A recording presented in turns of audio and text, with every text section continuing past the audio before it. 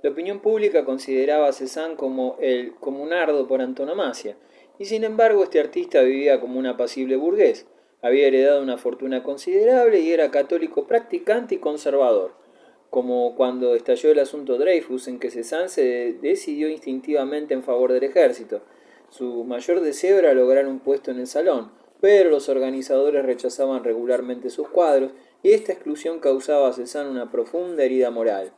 Después de participar en las exposiciones de los impresionistas, que los impresionistas organizaban como guerrilleros al margen de la pintura oficial, se retiró por completo del grupo en 1879. Paul Cézanne, al final de su carrera, odiaría a los hombres y a sí mismo más que a cualquier otro. Huyó de la sociedad, solo pintó para su satisfacción personal y porque la pintura era para él una necesidad.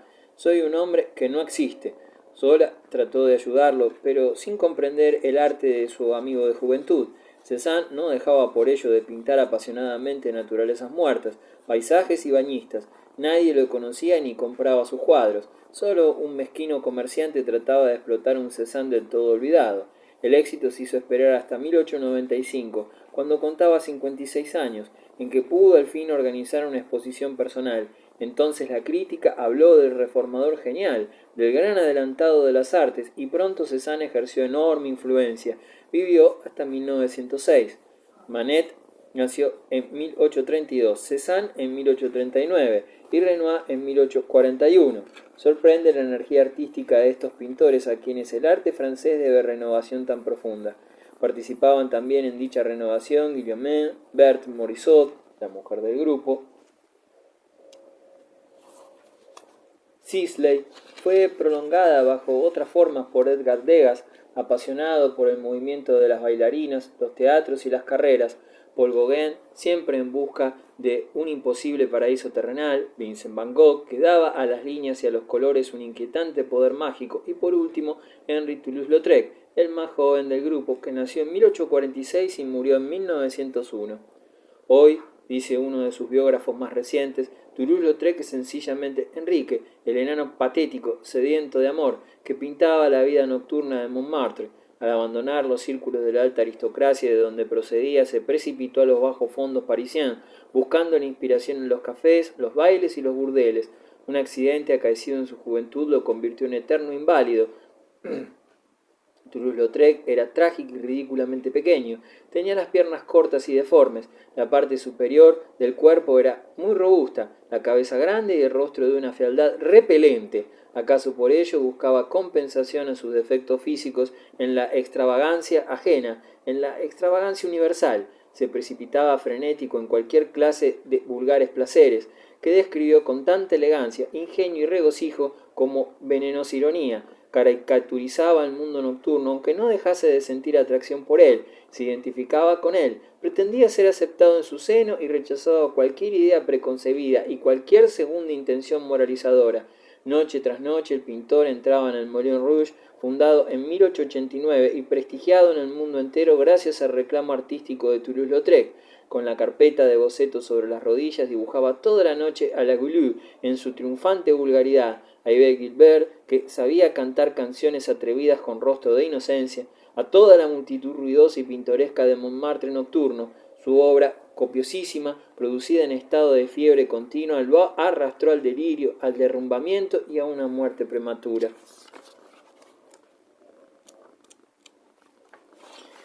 De Federico III a Guillermo II. El emperador Federico III. El 9 de marzo de 1888 el príncipe Otto von Bismarck se presentó en el Reichstag para anunciar el fallecimiento del emperador Guillermo I. El canciller se hallaba tan afectado que hubo de hacer varias pausas para contener su emoción. La muerte de Guillermo I iniciaba una nueva época. El hijo del emperador no pudo ni quiso admitir al canciller entre sus amistades. Federico III proclamó abiertamente ideas liberales y humanitarias que horrorizaron a Bismarck. Además, el emperador Federico se sentía poderosamente influido por su esposa Victoria, hija de la reina de Inglaterra y conocida por el remoquete de Emperatriz Federico.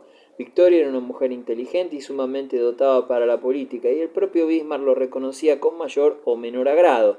pero su energía y su inflexible voluntad lo molestaban, ya que el canciller se oponía a la influencia inglesa en Alemania, y la emperatriz era, por así decirlo, la viva encarnación de esta influencia.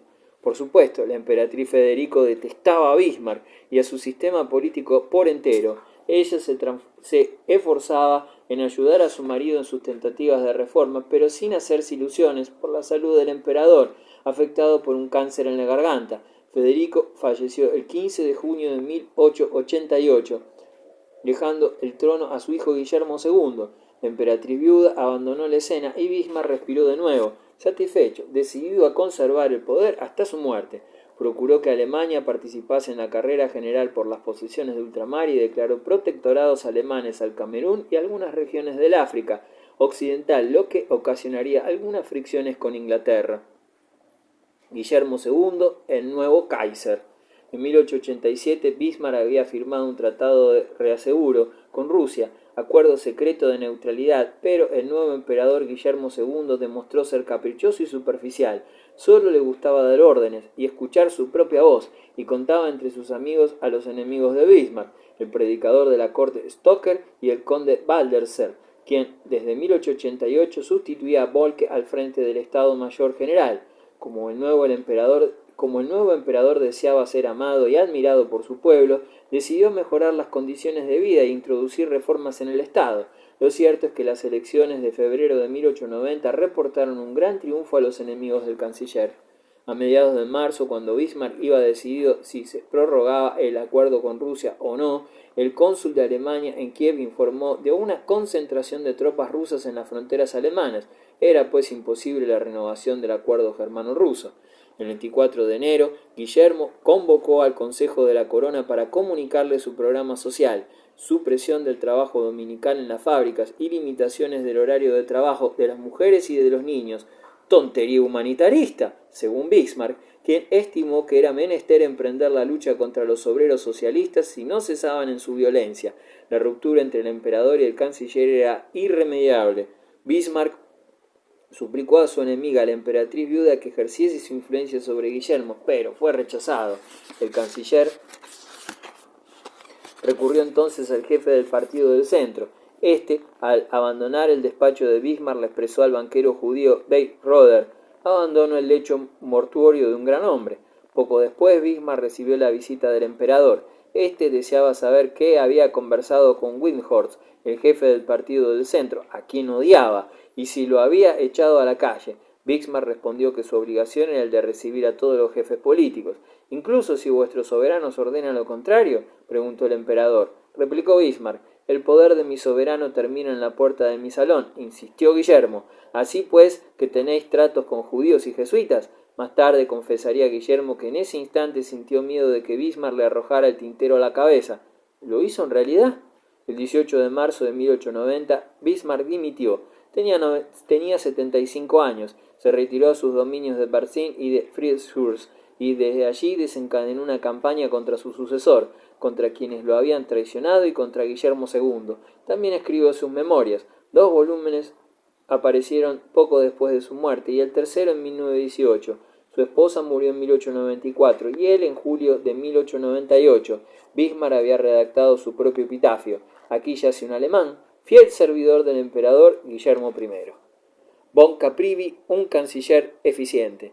Aquella larga paz se prolongó en Europa, excepto en los Balcanes, hasta 1914, pero se hallaba la guerra sin cesar y la paz se hizo insegura. Berlín presenció el relevo de guardia. En marzo de 1890, el general León von Caprivi en lugar de Bismarck. Caprivi poseía carácter, voluntad y conciencia profesional. Introdujo reformas y no de menor cuantía, un nuevo impuesto progresivo sobre las rentas que proporcionó al imperio ingresos apreciables, diversos tratados comerciales que favorecieron un equilibrio económico, una reforma militar que reforzó considerablemente al ejército y una ley protectora del trabajo que redujo los conflictos sociales. Sin embargo, sus reformas fueron duramente criticadas, sobre todo por los Junkers.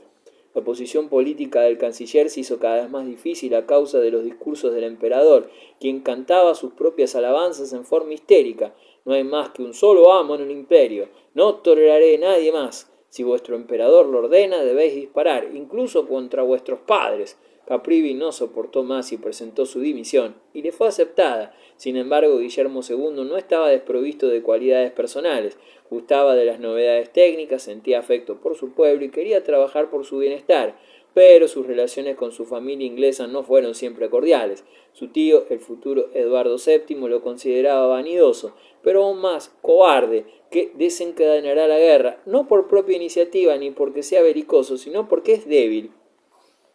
Guillermo II necesitaba de la lisonja para disimular la falta de seguridad en sí mismo, que lo torturó hasta su postrer día. Se ha aludido a cierto sentimiento de inferioridad que le producía la deformación congénita de su brazo izquierdo, desarrollado anormalmente. Un conde trovador y un consejero privado.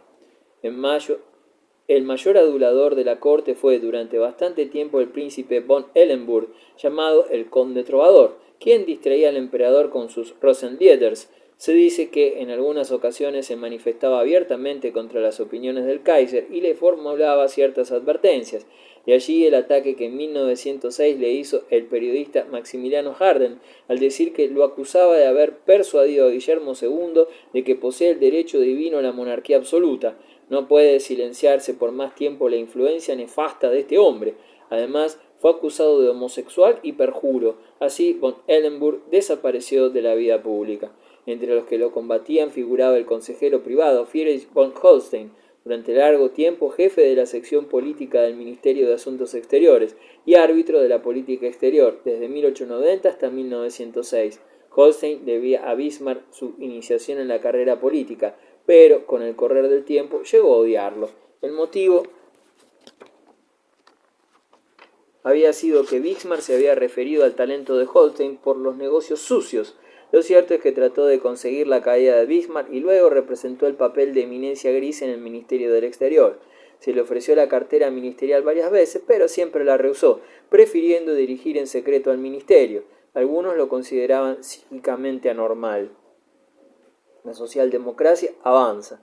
A comienzos de la última década del siglo, la censura prusiana autorizó la presentación del drama de Gerhard Hauptmann, Los Tejedores, cuyo tema trata de una revolución de tejedores. Suenan disparos entre bastidores, mientras en escena se oyen gritos de «tenemos hambre, eso es todo, queremos vivir». El canciller príncipe von Lohe debió sentirse incómodo ante esta obra, ya que los tejedores lo obligaba a penetrar en el mundo que no comprendía ni quería comprender. Von Lohe fue canciller en 1894 a los 75 años de edad. El anciano aristócrata, emparentado con la mayor parte de las familias reinantes, coronaba una brillante carrera, primeramente embajador en París durante 12 años, después gobernador de Alsacia-Lorena. El príncipe había corrido mundo y vivido mucho, pero sin encontrar en parte alguna valores permanentes, quedando persuadido de que la vida nada tenía ya que ofrecerle. Cuando recibió el telegrama de que el emperador lo invitaba a cambiar opiniones acerca de ciertos problemas de Estado, con mucho gusto hubiera declinado el honor, pero obedeció al fin, ya que el emperador deseaba que fuese canciller, y desempeñó sus funciones hasta el otoño de 1900.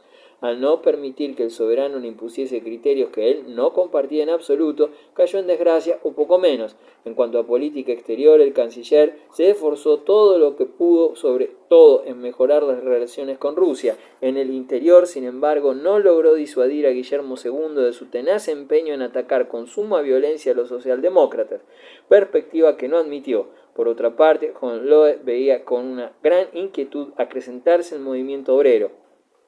En opinión del viejo aristócrata, el mundo era cada vez más brutal, más vulgar y menos soportable.